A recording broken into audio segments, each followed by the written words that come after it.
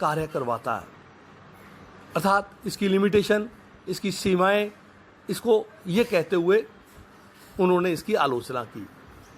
जबकि आज के परिप्रेक्ष्य में देखें कि क्या दूसरे व्यक्तियों से, यहाँ दूसरों से हमारा तात्पर्य अगर व्यवसाय में जाएं या हम उत्पादन के क्षेत्र में जाएं जहाँ सैकड़ों व्यक्ति कार्य कर रहे हैं, या किसी भी कार्यालय में जाएं जहाँ बहुत व्यक्ति कार्य कर रहे हैं, 10, 20, 30, 50, उनसे उद्देश्यों के अनुरूप कार्य करवाना क्या अपने आप में कोई कार्य नहीं है? निश्चित तौर पर बहुत बड़ा कार्य है। तो देखने में ये संकुचित अर्थ दिखाई देता है। वास्तव में मैं इसको दूसरे रूप में देखूं तो उन्होंने गागर में सागर भरने का इस कुछ शब्दों के द्वारा प्रबंध के बारे में अपना दृष्टिकोण स्पष्ट करने का प्रयास किया।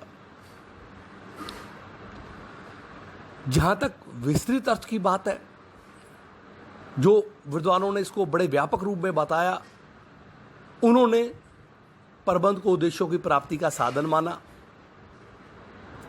और साधनों को उपयोग करने का साधन माना, और इसके साथ साथ उन्होंने ये कहा कि प्रबंध इसके लिए नियोजन, संगठन, समन्वय, निर्देशन और नियंत्रण आदि विभिन्न टूल्स का, विभिन्न उपकरणों का, विभिन्न साधनों का प्रयोग करते हुए उद्देश्यों की प्राप्ति करता है।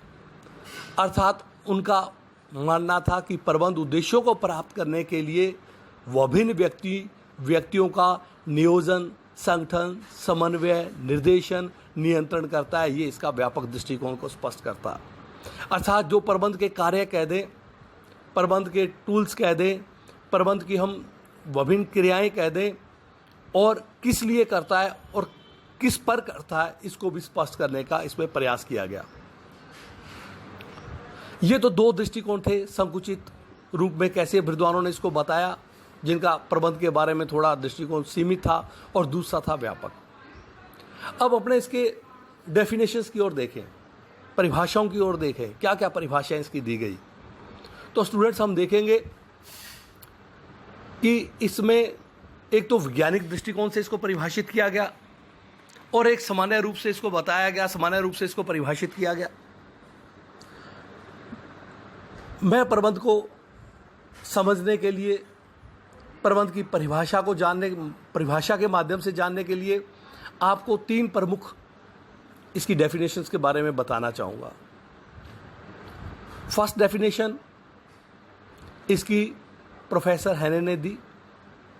प्रोफेसर हैने का ये मानना था कि प्रबंध एक कला है जो उद्देश्यों की प्राप्ति के लिए विभिन्न व्यक्तियों से संबंधित होती है। अगर इसका विश्लेषण करें तो प्रतीत होता है प्रबंध एक कला है। जैसे विभिन्न प्रकार की कलाएं होती है जिनका व्यक्ति प्रयोग करता है। हारमोनियम बजाना अपने आप में कला है, बांसुरी वादन करना कला है, वैसे प्रबंध एक कला है।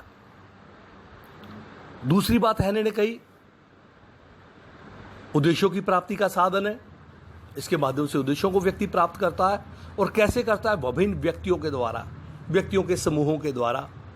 इन तीन प्रमुख बातों से मैं कह दूं, प्रोफेसर हैने ने तीन बातें अपनी परिभाषा में बताते हुए प्रबंध को स्पष्ट करने का प्रयास किया। दूसरी डेफिनेशन देखें तो स्टूडेंट्स, ये काफ़ी इंपॉर्टेंट है, काफ़ी महत्वपूर्ण है। इसको वैज्ञानिक प्रबंध के संबंधित जो हमारे विद्वान थे हेनरी फ्योल, जिन्होंने आपने पहले भी पढ़ा होगा, प्रबंध के सिद्धांतों का प्रतिपादन किया।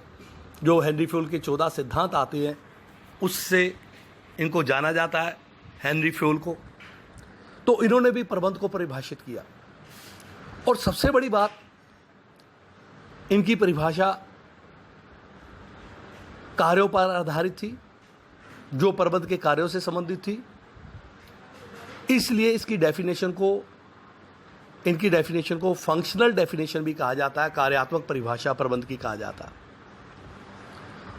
इन्होंने प्रबंध के 5 कार्य बताए। स्टूडेंट्स, कभी भी अपने अगर डेफिनेशंस को देखें तो उसको पॉइंट में अपने अगर डिवाइड कर लेंगे, उसके पॉइंट्स बना लेंगे, तो हमें याद करना बड़ा आसान हो जाएगा, समझना बड़ा आसान होगा। तो हेनरी फ्योल 5 कार्यों के माध्यम से प्रबंध को स्पष्ट करते हैं। उनका प्रबंध से आशय पूर्वानुमान करना, 1, योजना बनाना, 2, संगठन करना, 3, समन्वय करना, 4, और नियंत्रण करने से है।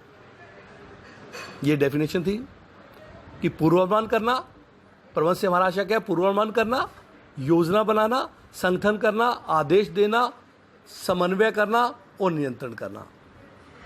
इस प्रकार से उन्होंने प्रबंध को परिभाषित किया।